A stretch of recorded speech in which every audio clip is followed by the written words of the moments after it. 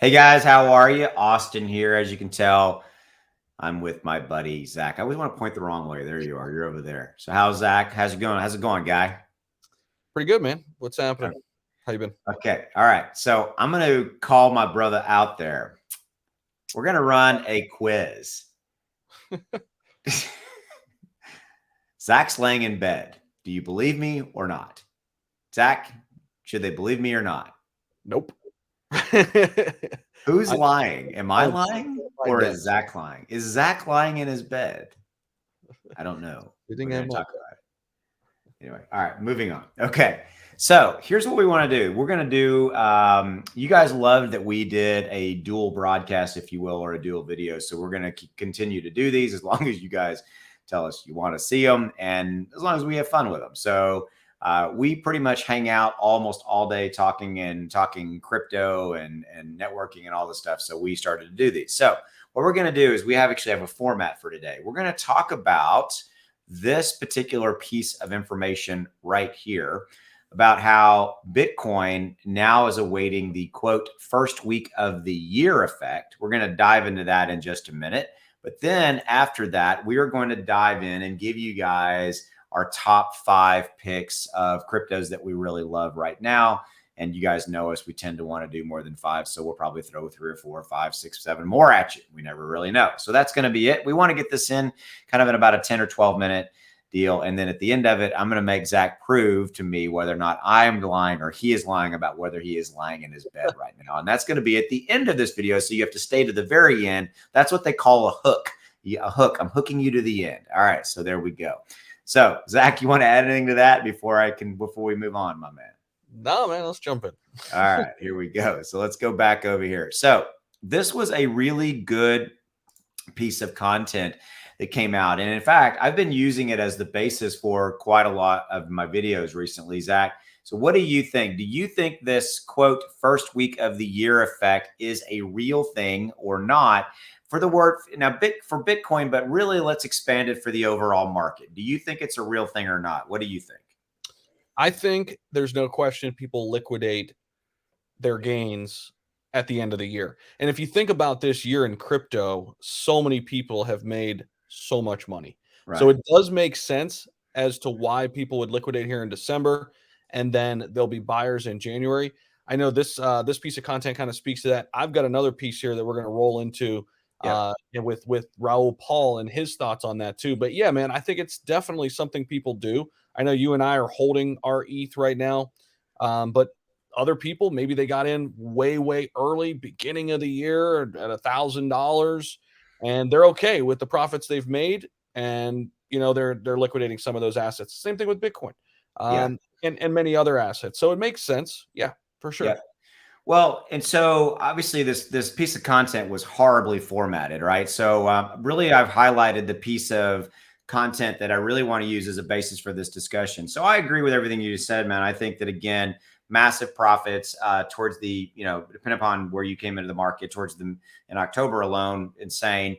We had pullbacks along the way. We had some derivative-based flash crashes that happened. But here's what I really want to point out right here in the screen.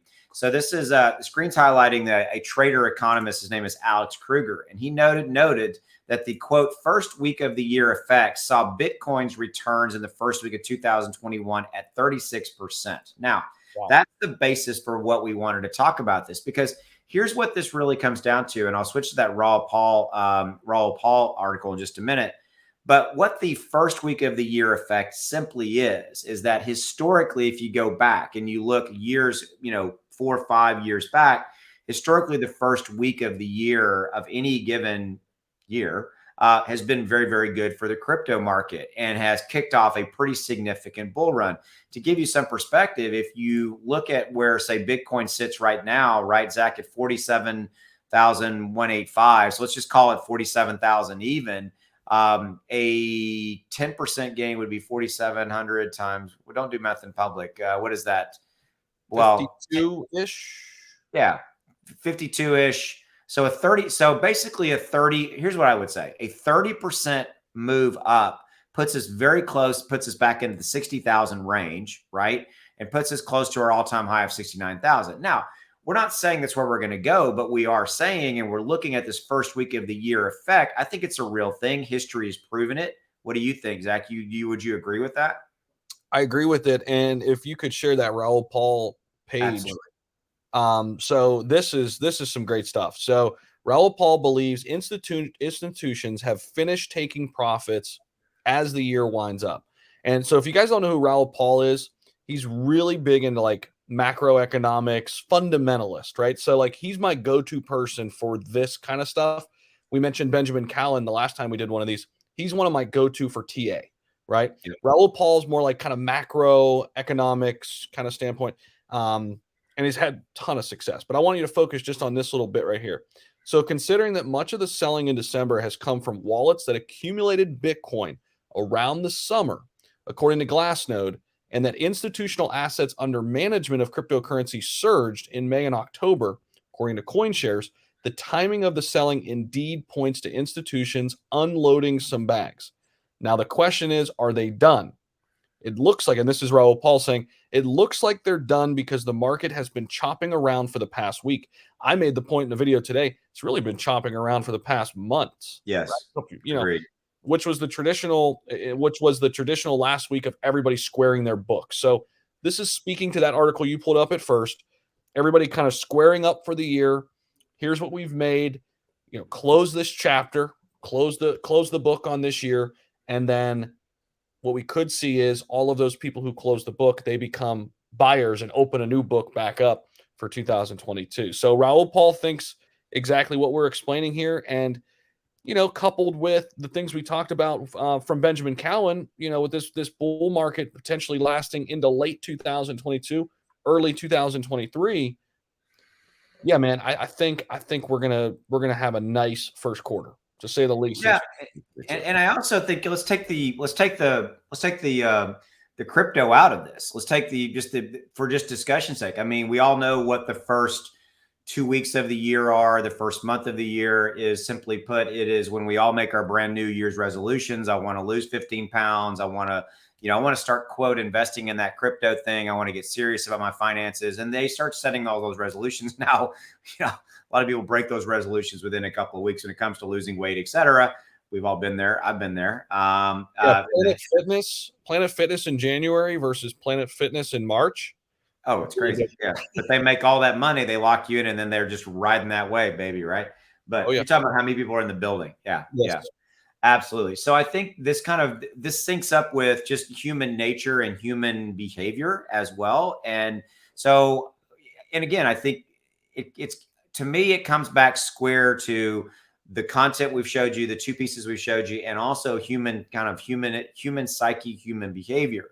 I firmly believe that everybody kind of across the board, people that we look to are all looking, and you can feel it. You can feel the profit taking. You can feel the market being lackadaisical. Good word of the day. Right now, it's only up 0.1%, and it's kind of gradually been coming back. It's like it's just kind of gradually, and people are just waiting to literally Sunday, really Monday, I think, to kind of really get firmly back in. So that's what I got. You want to wrap up on anything before we move on to the next segment? No, man, I just think be patient. I know there's a lot of new people to crypto, a lot of new people to investing. You can't look at this from a day-to-day, week-to-week, even month-to-month perspective. You gotta zoom out a bit and realize what your goals are for the long term, and that'll help. Absolutely.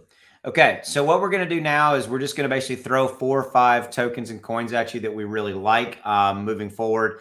Not investing advice, of course, and run this through your own due diligence. But I'm going to throw a couple out here, and then, of course, I'm going to throw it over to Zach and let him give you a couple as well. So I'm going to lead off with an obvious choice, Ethereum. Ethereum is one that right here, right now, guys, at 3,700 and change. Good buy, long-term buy. You don't have to buy an entire Ethereum if you can't afford it, 3,700 plus. But everybody across the board, because of everything what's going on with Ethereum, with moving to proof of stake, moving from proof of work to proof of stake, and everything that's going on with the deflationary nature of where Ethereum's moving, is it's going to be more valuable over time.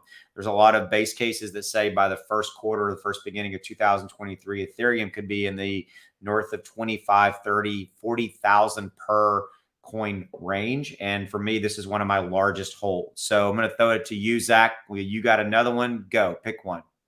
Solana. So a Yeah. lot of people will pick, you got to pick Ethereum, Solana, or Cardano. I own all three. And I think Yeah. Solana is going to do really, really well in 2022. So we've seen the network effect in full effect with Solana and what they've done in a short amount of time. They have slowly eaten away at the market share of Ethereum. I think that'll continue to happen over time. I don't think they'll ever catch Ethereum. But again, that's why I'll own both. Yeah, and they're just taking advantage of the delay of Ethereum 2.0, right? Obviously. 100%. So I guess that would be my turn. I think we're going to continue with the blockchain scenario here. I'm going to skip over Cardano, but I'm not skipping over it on purpose. I would say that Cardano makes this list. It's not one of the official 5. I think that Cardano is something that will be here for a long time. And I think I think money is going to flow back into Cardano. Okay, but it's actually not my pick. But I actually own Cardano. But the one I want to skip over and I want to pick and I want to go to Polkadot. So Polkadot is my next pick. It's one that I have owned in addition to owning Cardano, Solana, things of that nature. And my reasons for owning Polkadot are exactly what Zach just said for his reasons for owning Solana and Ethereum. I like owning it for the various reasons of owning, that particular blockchain play. Okay. And I think they're doing some cool stuff and there will always be projects that will be developed and deployed on it. So I'm going to throw it to you, Zach. What's the next one? I'm going to go with Shiba Inu. Cool. And Shiba Inu is obviously fell off since its all-time highs, but we know the catalysts that are coming. Shibarium could be a lot closer than people think. We're talking about Q1, okay? And what that could mean, obviously, is huge for the price, huge for the ecosystem. Don't forget about Bone and Leash as well. Shout out to Del Crypto. We talked with him kind of off the record today. He's super bullish on Bone moving forward. And it was up about 20% early this morning. I haven't checked it recently, but that was on the heels of the AMA last night and them talking kind of how Bone will be utilized in the future.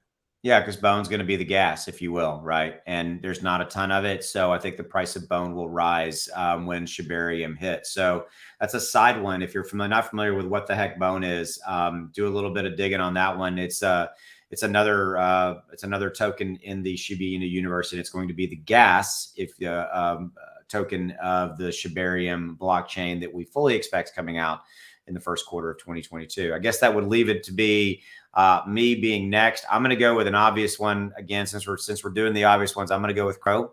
I stole Zach's thunder. He loves to talk about Crow. He does videos on those guys every day. So there's nothing that hasn't been said about Crow here on either of our channels. It is just a fantastic play. I love what crypto.com coin has done in relation to incentivizing people to do staking, things of that nature. Like you have to own 4,000 of Crow to be able to get some really good staking benefits. And there's different levels. If you're interested in that, go into your crypto.com and app. And there's the one where you click in to see the actual cards, the crypto.com cards. And if you didn't really know it, you thought it was just a credit card offer. It's not. It's where you can see the different staking levels and the percentage gains you get. Also, you could go to crypto.com's website and then look on there's a link to earn. If you click on earn, it's going to show you all the percentage. To give you some perspective, you can make 14% plus on staking USD. 14%. You can make 14% on staking. What was it, Zach? Polkadot, right? Yeah, Polkadot was up there. Matic was another one. Matic was another one. Yeah, 8.5%. I think it was on Bitcoin or Ethereum. I can't remember. Those are big numbers, For sure. So if you're interested in the staking thing, I'm gonna let you bring it home with a last choice, and then we're gonna punch out. I'm gonna go with Saitama.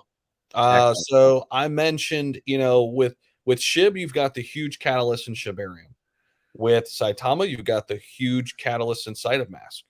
And those are big time changes. I mean, with Cytomask, of course, we haven't seen anything like it. So these tokens that are coming on, right? Impact XP, we've seen it go up drastically here over the past couple weeks. Lily, Shibnobi, all in that phase 1. TARP token could be in phase 2. So all of these assets are going to be needing Saitama to swap. And that's just in addition to all the other things that Cytomask is going to open up when it comes to the dynamic staking, how easy it is going to be to buy it and sell it. And it's just amazing, man. And They're almost at 300,000 holders now. I can't wait to see where this thing goes in 2022. Super bullish. Cool. All right. Well, the time has come. Who was lying? Is Zach lying in his bed or not? Zach, you're gonna have to divulge it. So you have to take away your backdrop. So I actually, oh my gosh. All right. Drum roll, please. Hold on one sec. Virtual background, none. And that is a pillow behind me. Zach was lying. Zach is in his bed. All right, there we go. All right. So yeah, I was like, he didn't even know I was going to call him out on it. So I called his ass out on that. So anyway, that's what we got, guys, for you. Zach, bring us home, man. Wrap up the video. So. Hey, thank you all for tuning into another one of these. Let us know in the comments if you want more of these, what you want us to talk about too. Drop that in the comment section. We will check those out. And we got some great feedback on the first one. So we're looking to do a lot more of these. And hang in there. Better times are ahead in the crypto space. And be well. Zach's going to go take a nap now. We'll see you guys. Bye.